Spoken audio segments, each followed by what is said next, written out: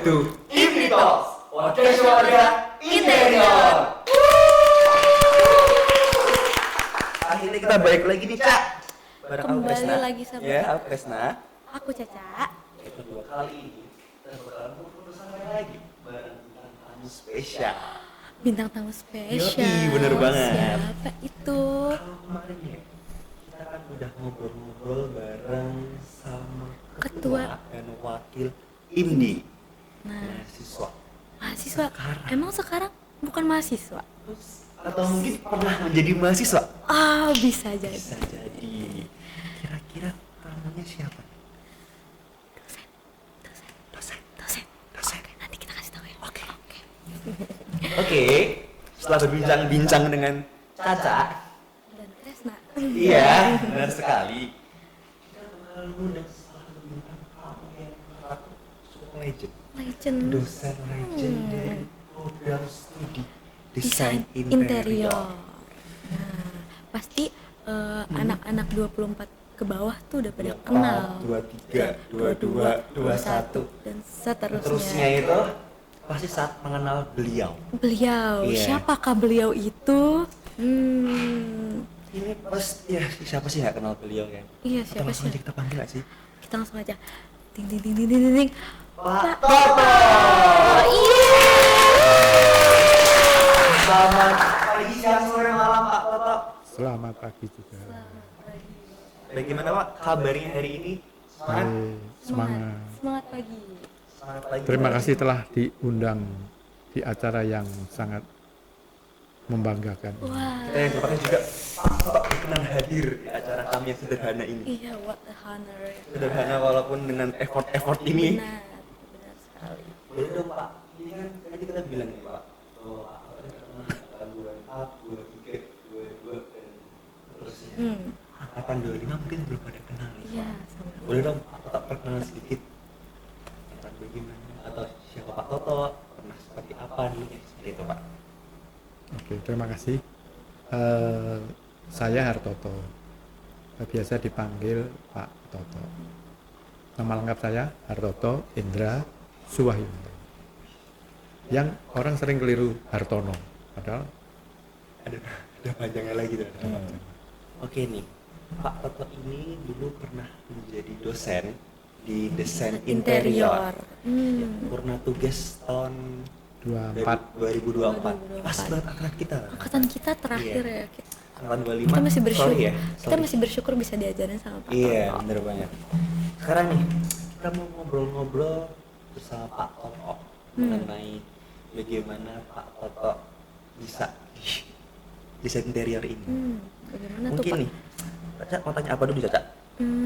Tentang perjalanannya mungkin ya. Tentang perjalanannya Pak Toto. Pak Toto ini dulu sebelumnya jadi mahasiswa juga desain interior. Benar Pak? betul Di ASRI. Asri. di STSRI Asri. STSRI. Sekolah Tinggi Seni Rupa Asri. ASRI. Oke. Mungkin boleh diceritakan Pak, gimana dulu waktu jadi mahasiswa dan akhirnya kenapa memutuskan untuk memilih Menjadi dosen. kembali ke Iya. desain interior Interior. yang sekarang jadi desain interior isi Jogja. Isi Jogja. Boleh ceritakan Pak. Begini ceritanya. Sebenarnya saya itu nggak sengaja. Nggak sengaja. Nggak sengaja. Jadi saya masuk tahun 79. 79. 79. Itu 1 tahun sebelum ibu lahir Pak. Oh iya. 79, tapi jangan diketahuin ya. Lulusnya 89. 79. Berapa? Enggak Menuntut ilmu kan? Menuntut Jadi ilmu. kelihatan kalau bodoh. Makanya sekolah yang sekarang dan dulu itu beda. Jadi kalau dulu tuh saya sempat mau di DU. Jadi kalau tahun 89 itu saya nggak selesai, Ya. maka saya di DU. Nah kebetulan saya selesai. Alhamdulillah selesai. Waktu zaman saya itu di tingkat terakhir itu ada skripsi, Ya. kemudian masuk tugas akhir. Jadi double. Kalau sekarang kan milih Iya. mau skripsi atau waktu angkatan saya itu harus skripsi dulu baru. Nah, saya angkatan terakhir yang mengalami dua ini. Pusing juga ternyata ya. Jadi Iya, teman sangat saya yang skripsinya nggak selesai, nggak bisa, nggak TA. Nah ini harus dirangkep dalam 1 semester. Aduh.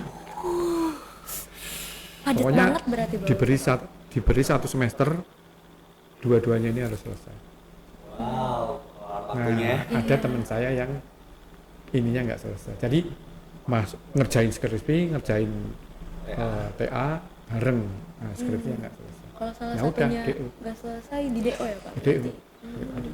Tapi setahun kemudian Iya. ada aturan, boleh milih skripsi atau TA. Waduh, Nah, Bapak itu kan berarti angkatan terakhir yang Angkatan struggle yang- banget nah, ya Pak? teman saya ini yang ya Ya. nasibnya memang aturannya begitu gimana Sudah. Apesnya Pak. apesnya. Apesnya. Kemudian saya karena saya sebenarnya udah pasrah ya, terserah lah ini mau gimana. Nah, saya waktu itu kebetulan saya itu kan mahasiswa beasiswa. Beasiswa. Oke. Nah, saya dipanggil oleh ketua jurusan. Jadi, Kamu setelah ini mau kemana?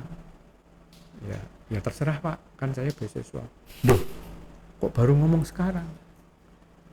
Nah itu, ya udah kamu kesini aja. Ya udah, akhirnya belajar. saya daftar. Jadi saya sebenarnya cuma itu tadi ditanya oleh ketua jurusan. Ya, terus ya udah kamu daftar sini aja. Ya udah daftar. Jadi waktu itu belajar juga akhirnya di Asri juga ya Pak? Ya. Atau masih di Asri? STR. Masih di Asri. Asri. Di NM. Tadi saya masuknya STR Asri, Oke. lulusnya ISI. Karena ISI kan 84, Iya. saya lulusnya 89. Gimana masih terpisah-pisah gedung? Apanya? Atau Bapak Atau udah di sini? pindah? Enggak, saya di sana. Tapi wisudanya di sini. Oh, jadi kampus utama tetap di JNM. Ya, Jadi wisudanya tetap di Wisudanya yang sekarang di sini. ini ya Pak ya.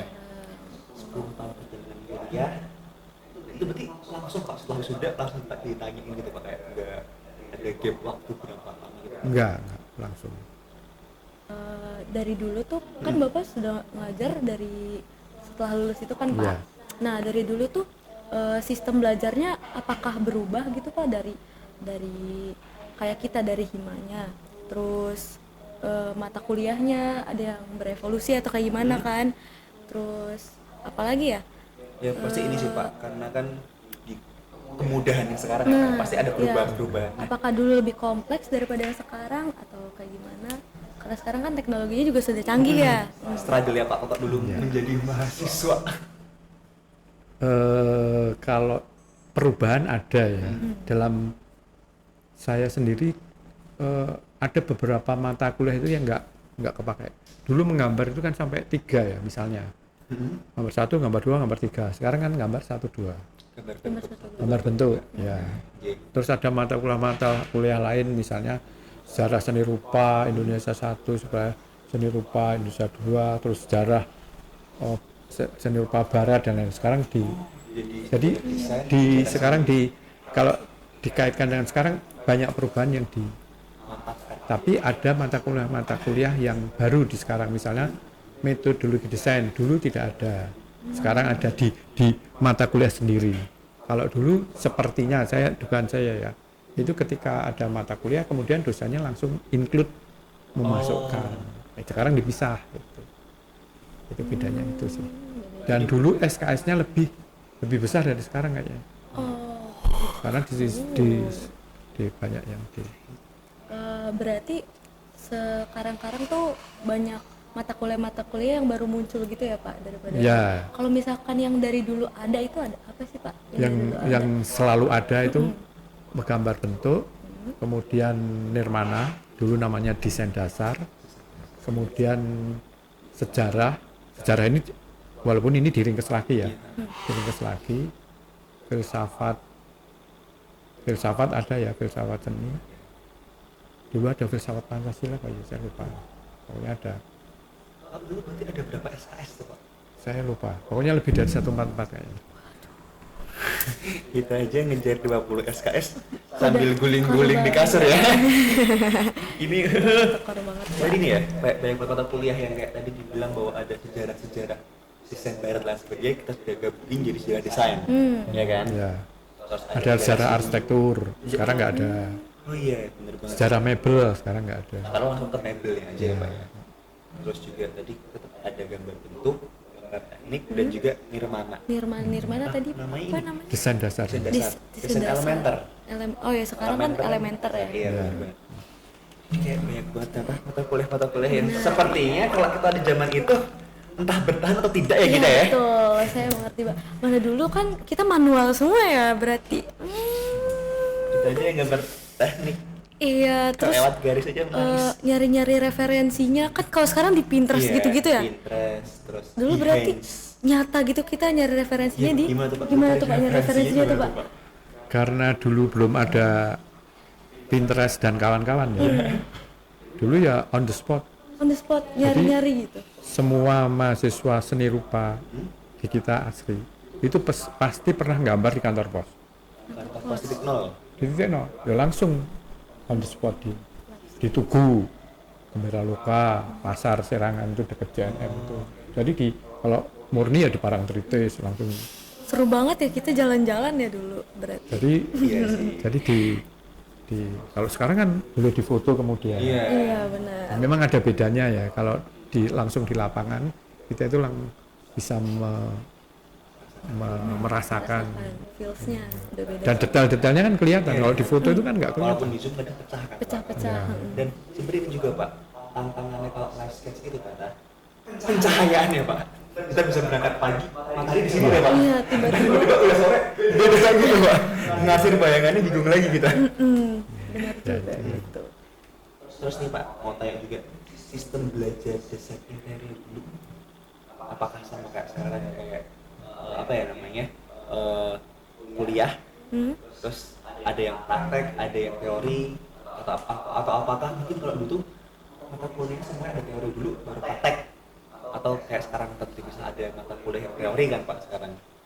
Kalau mata kuliahnya relatif sama ya, cuma dulu itu studionya itu terasa karena apa? Dikerjakan di kelas. Jadi tugas akhir itu di kelas. Sekarang dulu manual, kan gambarnya pakai kalkir. Setiap lembar itu ditandatangani dan nggak boleh dibawa pulang. Sampai ada yang nginep-nginep. Jadi mahasiswa tingkat akhir itu pasti nginep di kampus. Karena gambarnya manual. Itu yang Kerasa banget ya.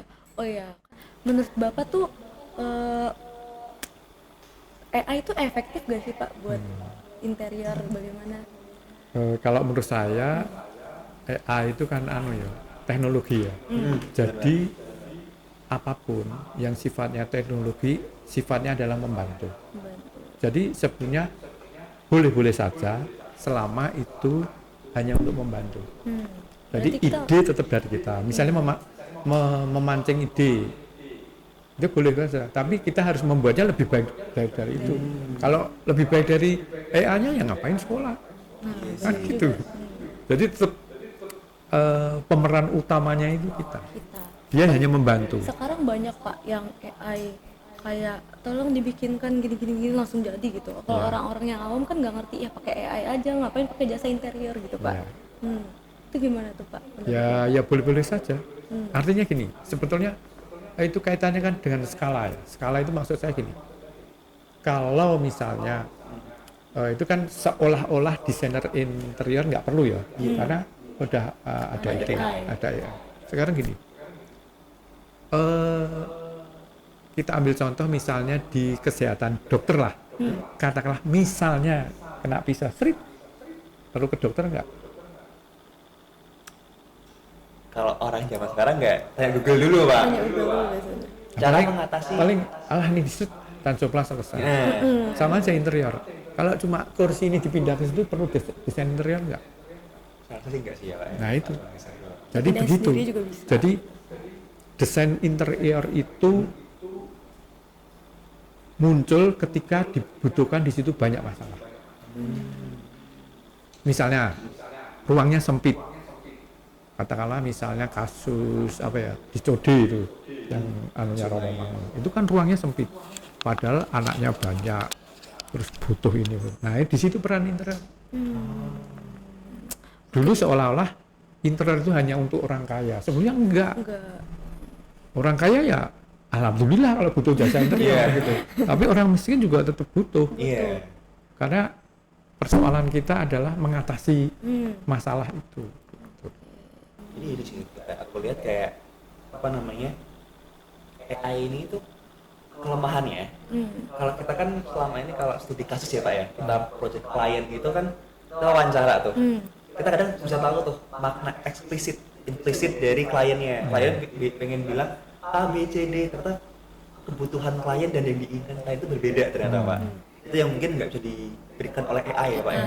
Jadi secanggih-canggih AI itu masih canggihan kita. Iya, manusia. Kita kan yang buat AI. Ya betul juga. Jadi tetap teman-teman, buat kalian yang menjadi terus pakai AI,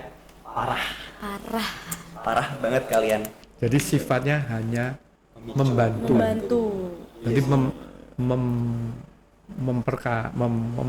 memunculkan, artinya oh ini ya ini dikembangkan, atau artinya jangan terlalu percayalah dengan itu. Karena itu tuh tidak bisa menjawab yang detail-detail, nggak bisa.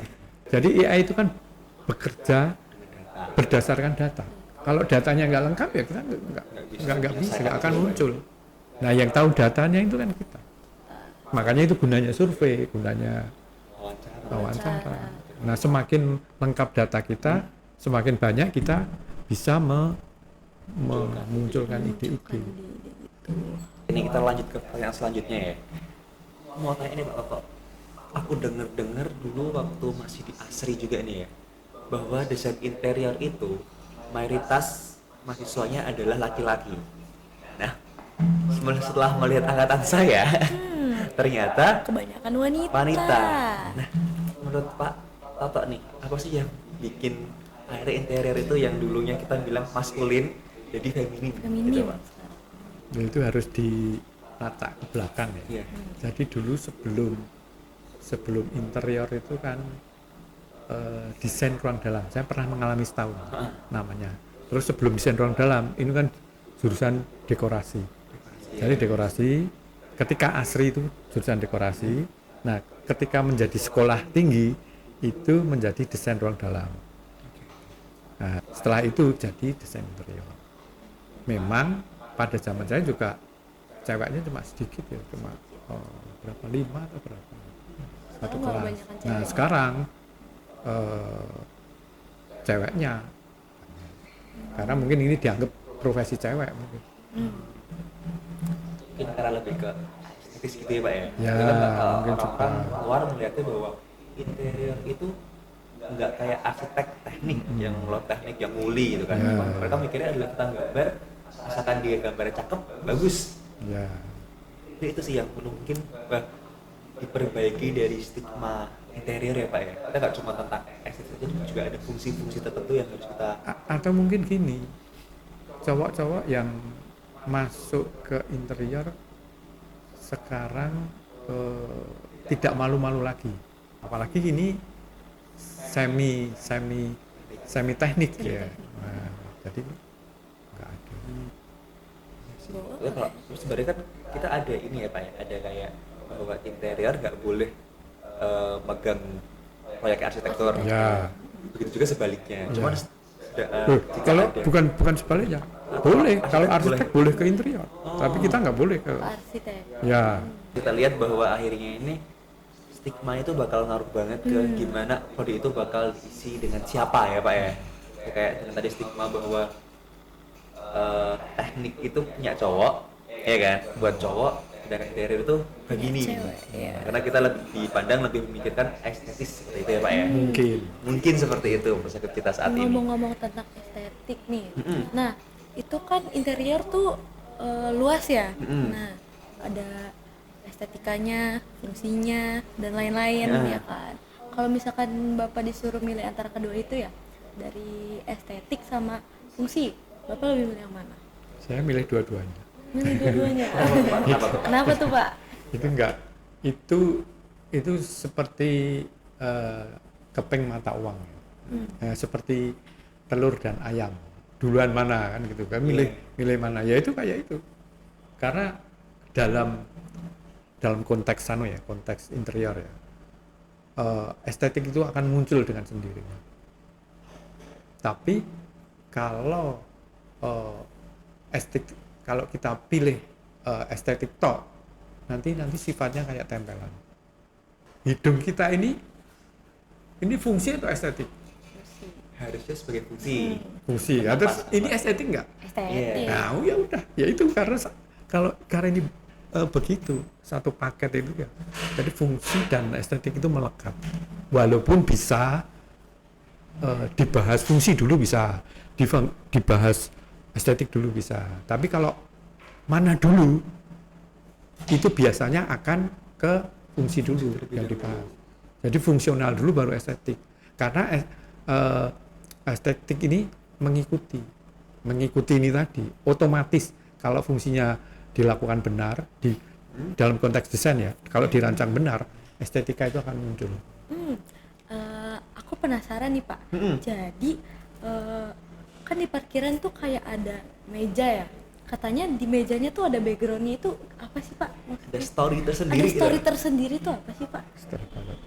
Jadi itu kan itu hasil dari penelitian. Itu saya dan Mas Doni. Jadi mengangkat tema pemanfaatan kayu non jati. Jadi selama ini anggapannya bahwa jati adalah kayu yang paling kuat, paling bagus. Tapi kan kalau kita lihat, kita mencoba mencari kayu yang di seputar Jogja yang punya artinya bisa digunakan dan mendekati jati sebagai alternatif lain ya? Kalau semua menggunakan jati kan lama-lama ini akan habis. Jadi ini pertimbangan lingkungan aja sih. Jadi waktu itu nyari, kemudian ketemu sono keling, ketemu apa saya lupa yang satunya yang agak merah, ya seperti inilah. Kemudian kita komposisikan, ya jadilah itu. Jadi itu hasil penelitian. Memang kayu sono keling itu karena warnanya banyak orang nggak suka karena gelap, kemudian seratnya gede-gede, itu saja sih. 1, 2, 3. Oke guys, jadi sekarang kita masuk session Q&A. Yeay. Jadi setelah kita tanya ke Pak Toto nih ya, sekarang giliran Kalian yang nanya ke kita dan ke Pak Toto. Kita udah nyediain question box di story Instagramnya indi.isyk. Ada pertanyaan nih Pak.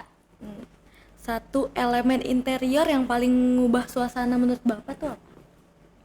Satu elemen interior. Semua elemen itu penting. Nah, tinggal kalau cahaya tidur nggak ada kan nggak bisa terlihat. Iya. Persoalannya kan itu. Iya sih. Ya, yang lain mendukung. Iya. Dan lebih mana yang ingin ditonjolkan ya Pak ya. Misalnya gitu ya Pak ya.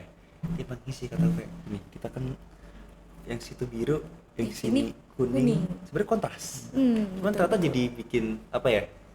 Something itu tuh suasananya jadi hangat gitu. Terus di sana juga ada biru yang mungkin cool gitu ya Pak ya. Itu ngaruh banget sih ternyata. Ternyata kayak elemen itu bisa dilepaskan satu sama lain ya Pak ya. Mereka tetap akan jadi satu kesatuan yang emang endingnya adalah bagian mana yang kita tonjolkan, yang mau kita perlihatkan lebih. Mana yang mau kita, jadi kita yang mengatur bagaimana ini ya Pak ya. Ada lagi pertanyaan tentang menurut Pak Toto, matkul apa yang paling susah di desain interior? Yang paling susah? Iya.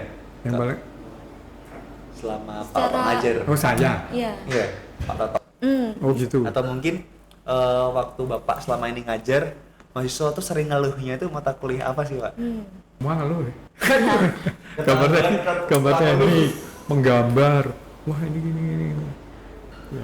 Nah sebetulnya gini, itu pertanyaannya kan apa yang susah gitu. Nah susah dan tidak itu tergantung kita suka atau tidak. Artinya dalam diri kita suka. Kalau kita suka itu sebenarnya nggak susah. Nggak ada yang susah. Gambar teknik, gambar menggambar apapun gitu. Nah, untuk menghilangkan ya kita harus Suka. dasarnya harus Lop. Harus jatuh cinta. Ya emang bener banget sih. Maksudnya kayak orang-orang kan kalau pacaran juga seperti itu ya Pak ya. Kalau udah suka mah effortnya kan Pak. Kalau nggak suka pasti berat gitu loh menjalani. jadi Kayak curhat ya. kuncinya ya Suka. mencintai, Mencintai. apa yang Oke, cinta itu sangat penting dalam desain interior. cinta itu meringankan. Iya. Tanyain. Tanyain apa tuh? Yang tadi. Mau ditanya apa? Matkul yang susah tadi. Oh, Kresna, mata Oke. kuliah yang paling susah tuh apa tuh Kresna? Saya dengan lantang menjawab Nirmana 1 Elementer 1 Oh, Pak. iya. Nilai saya C Pak. Waduh. Jadi sebenarnya karena ini Pak, kalau saya bukan nggak suka sih, saya suka mainan warna gitu suka. Cuman karena kebetulan Nirmana 1 itu kan mewarnain ya Pak, pakai kuas, pakai cat. Nah ini pertama kali dalam hidup saya pegang cat Pak. Saya dulu SMA nggak pernah pegang cat. Berarti Terus pas elementer ini baru iya, dapat cat. sekali dapet catnya cat poster Pak, yang cat poster itu kan tipe kali dia udah diwarnain kering, kalau kena air aktif lagi Pak. Nah, kekurangan saya adalah tangan saya suka keringetan. Jadi hampir semua karya saya ada warna yang pindah, ada yang pindah itu Pak. Itu kayak bikin cek nilai saya deh. Makasih Bu Platnya atas nilai C-nya. Besok kalau saya salah saya ganti Bu. Saya ganti Bu nilainya Bu. Nah, kalau soal keringetan mungkin stres ya. Baru pertama.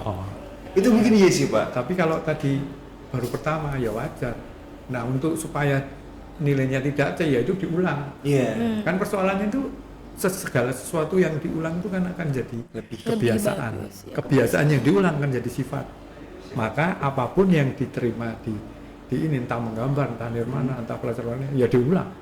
Makanya biar Makanya jadi ngomong- kebiasaan untuk mahasiswa dan mungkin jadi sifatnya akhirnya Bagi Pak. yang pertama baru pegang cat, bagi pertama yang baru pegang mistar, bagi yang pegang jangka ya itu harus diulang.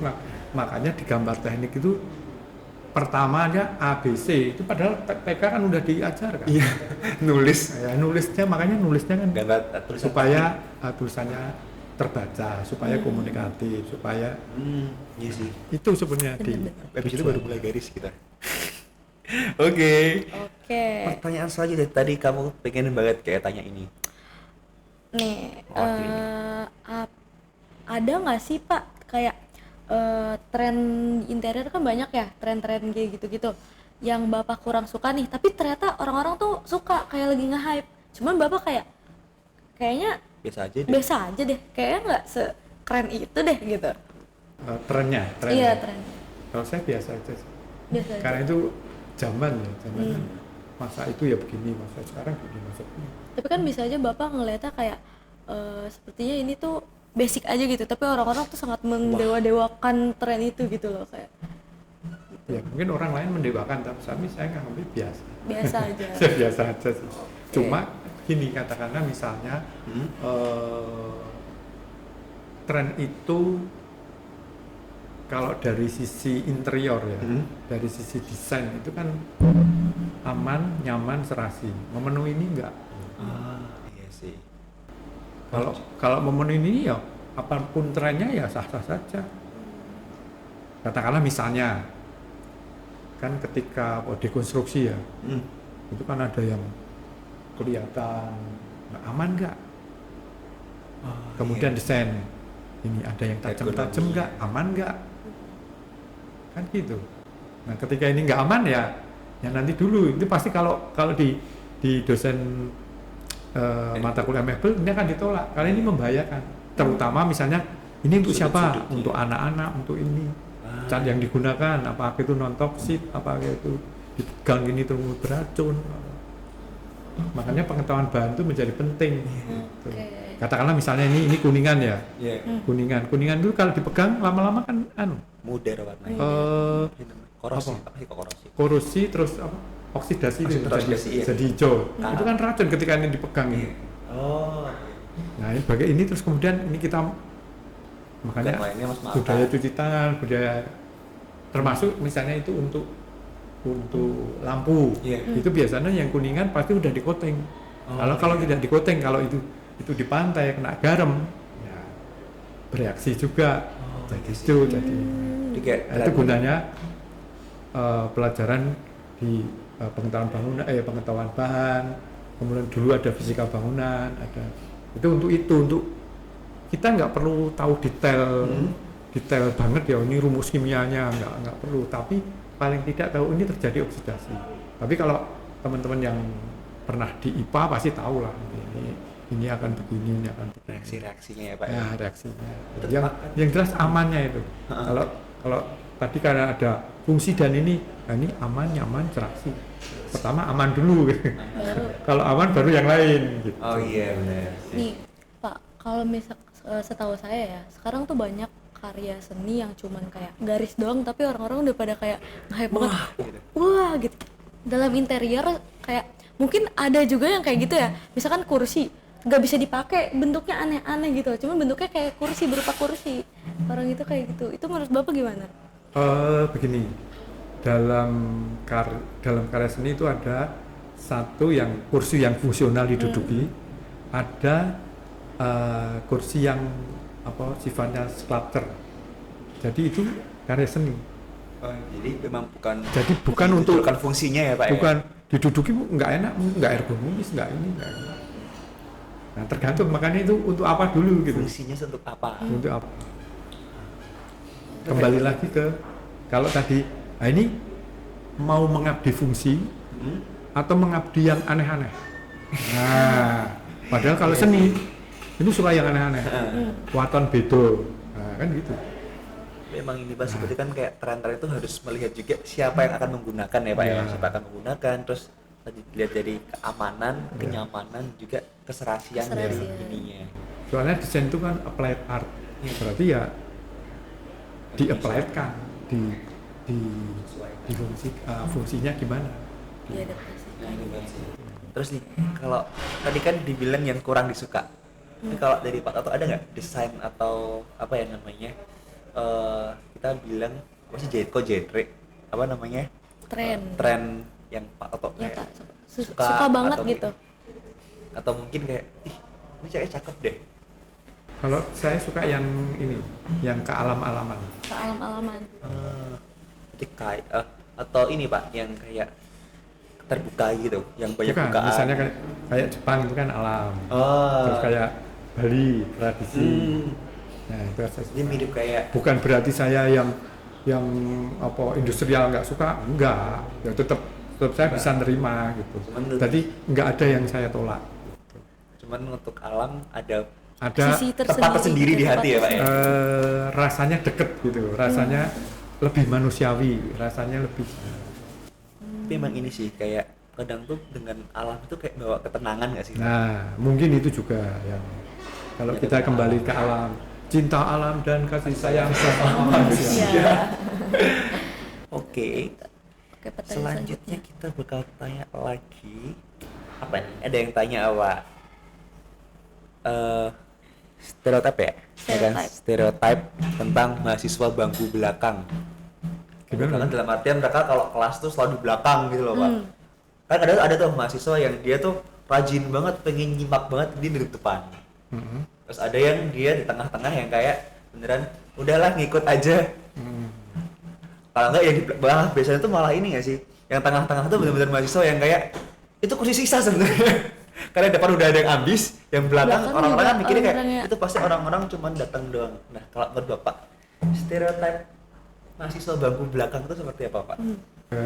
Enggak juga ya, tergantung juga. Itu kalau selama Pak Toto ngajar ini gimana Pak? Nah, selama saya malah gini, kadang-kadang saya nggak tahu ya, ada kecenderungan takut duduk di depan.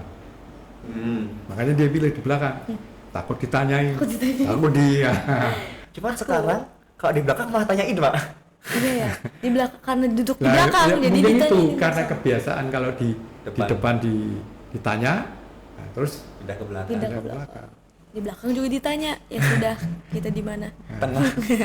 Kalau saya ngelihat jadi semua, makanya saya kadang-kadang keliling gitu, melihat itunya gimana. Kita nggak bisa melihat stereotip untuk bangku di mana itu tidak menentukan bagaimana orang itu. pertama nih, mahasiswa baru, biasanya dia itu akan dekat dengan yang satu daerah. Udah. Saya mau mahasiswa baru ya, Oh iya. dia duduknya itu dengan satu daerah. Yang satu daerahnya. Nanti berapa minggu kemudian atau berapa bulan atau semester kemudian nanti akan deket yang dengan sehobi. Nanti pokoknya ada kesamaan dengan dirinya. Nah ini akan ngeklik. Misalnya ini, kenapa yang di sini adalah ini? Karena dia punya ketertarikan terhadap ini. Ya itu. Jadi pasti ada yang menyebabkan kenapa dia berhimpun. Berhimpunnya itu macam-macam. Ada hobi, ada ketarian, ada karena satu daerah, sesama Jakarta, sesama Surabaya, sesama komunitas, sesama kerohanian. Beneran ini sih kayak Itu nggak bisa dilihat secara Nggak bisa langsung ya dilihat. Pak ya. Bahkan bisa aja tiap minggu beda gitu kan hidup di situ ya Pak ya. Nah, itu biasanya berproses. Setelah ini nanti dia karena udah mengenal yang sedaerah, dia akan pindah Pindah komunitas. komunitas. Misal sama-sama seneng gambar, sama seneng apa, ya, pasti akan sama seneng ke warung, ke sumur miring. Nah, dia kan Iya sih ya. benar bener juga banget. sih, benar-benar. yang saya amati loh. Pasti akan gitu ini kok ini. Oke, jadi ada yang nanya nih Pak, gimana ya kita tuh bisa ngedesain interior yang netral gender? Padahal budaya, simbol dan warna selalu membawa gender tertentu, katanya gitu. Kayak pink kan, kita ngeliat pink tuh kayak khusus buat cewek gitu loh, biru cowok nih gitu. Ya, terus Nah, gimana tuh caranya biar mendesain interior netral gender, yang netral gitu? netral gender. Nah sekarang kita tinggal anunya kan, tinggal kliennya Pak. Kliennya mau kemana kan gitu. Kalau katakanlah misalnya pink itu cewek, kemudian itu cowok itu biru, itu kan konvensi umum. Kalau Anda naik kereta, kalau yang cewek kan dikasih. Iya, Tanda. ada tandanya. Nah, itu kan sebenarnya umum, konvensi umum. Kalau merah itu berhenti, kalau kuning ya semacam itu. Kemudian kalau kita mau menghilangkan itu, ya berarti ini bisa untuk semua dong. Misalnya kamar ini untuk cewek, boleh nggak cewek itu tidak pink? Ya boleh-boleh saja. Cowok tidak biru, ya boleh-boleh saja. Nah tinggal cuma sekarang sebenarnya gender itu diperlukan ketika ini sudah untuk memisah kepentingannya ya, karena sifatnya tadi, karena ini diidentifikasi sebagai pria, dia harus masuk ke pria. Ini wanita atau Nah, bagaimana dengan yang tengah-tengah? Itu warnanya apa? Ya nggak tahu. Atau mungkin ini boleh masuk sini, ini boleh masuk ini. Nah, kalau yang tengah-tengah itu masuk mana? Ayo. dipertanyakan ya. Nah, itu kan begitu. Betul. Ya jadi yang netral atau tidak, atau nggak usah dikasih simbol. Di kamar mandinya nggak ada tanda wanita, nggak ada tanda pria, nggak ada pink, nggak ada ini. Gitu ya, Pak? Berarti itu untuk semua kan gitu. Kalau di interior itu semua itu tergantung siapa pemakainya. Karena kita kan usernya itu yang jadi indikator ya, siapa pemakainya, terus karakternya bagaimana ini bagaimana. Nah, semakin kita bisa menggali siapa pemakainya, nah ini nanti desain kita akan semakin. Kadang kita lupa gini dalam desain itu, kita lupa misalnya mengenali dia itu kidal atau enggak. Nah itu beda loh. Makanya di kelas yang sudah ini ada satu kursi yang dibedakan. Katakanlah misalnya ini gini, ini di sini. Nah, dan kursinya diwarnai beda. Sehingga ketahuan, oh ini berarti kelas ini menyediakan untuk kidal. Nah, itu kidal ini jarang diamati oleh. Jadi kalau Anda nanti survei, pertanyaan itu harus detail. Maaf, usianya berapa, cewek apa cowok, kegemarannya apa, hobinya apa, seneng warna itu semakin detail, Anda semakin. Kalau enggak nanti pasti ada yang meleset. Apalagi ternyata kidal tadi belum terdaftar, terlist gitu. Misalnya buka pintu, ya, pintu ini mau ke sana mau ke sini. Pemakainya siapa? Kan kaitannya dengan si kidal tadi. Jadi kalau misal kidal kan berarti kan bukanya ke sini ya Pak ya. Dalam artian kan berarti engselnya kan ke sini. Jadi mungkin pintunya lebih dominasi ke kiri. Jadi biar kalau misalnya mau nempel tembok atau gimana lebih enak gitu ya Pak ya. Terus juga lagi dominasi. Perabotannya juga akan Ya, ya Pak ya. pengaruh itu.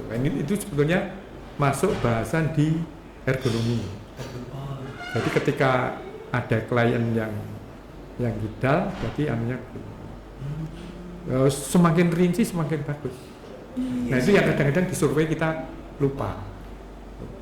Ini bagaimana? Apakah ada yang ya anu aja ngomong aja, maaf Bu, apakah ini semua ada yang kidal enggak, ada yang cacat, ada yang menggunakan kursi roda enggak, ada yang merokok enggak, ada yang ini enggak, ada yang semakin itu berarti kita ngerancangnya nanti speknya ini gini, speknya nanti gini, usianya berapa, apakah ini pendidikannya bagaimana. Oke, kita undur diri. Aku Krisna. Aku Caca. Ketemu lagi di Edu Talk selanjutnya. Bye bye.